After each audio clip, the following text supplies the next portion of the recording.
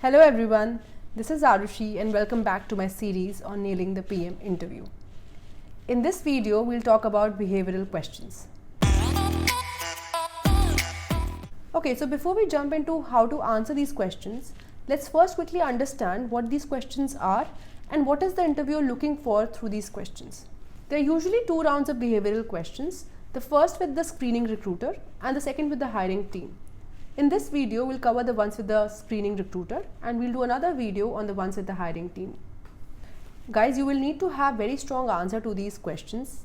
I will be honest, but there have been cases when I or a friend of mine has not been prepared with these questions for the screening recruiter call and they haven't been called back after that round. So the question is, tell me about yourself. Now this question is your time to shine and put your pitch. The best answer offers a well-structured story as to why this job is the next logical step in your career journey and also brings about how your passions and learning objectives are linked to the company. One bonus tip, make sure you check the JD before you prepare for this answer and tailor this answer to ensure that the top skills mentioned in the JD are also coming out in your tell me about yourself answer as well. For example, you're a project manager in a hardware company and you're planning to switch to a software product manager role. Given product requires an ability to work with tech products and to manage sprints, your tell me about yourself could look something like this. Hi, my name is Arushi and I'm working with ABC company. Here I worked on scaling products. This experience helped me work with founders, drive strategy for my product, write specifications and also drive timely deliveries. However, all this experience has been gained while working on a hardware product. And now I feel I need to experience a software product as well. I want to particularly build my ability to interact with users and design a user experience that drives impact. And hence I want to move into product now. If you will notice, I followed a structure here.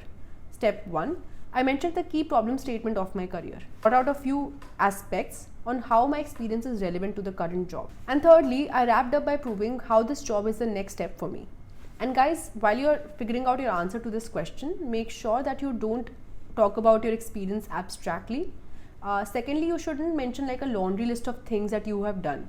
Instead, it should be about 2 or 3 key skills that can show impact. The next frequently asked question is, why do you want to work here?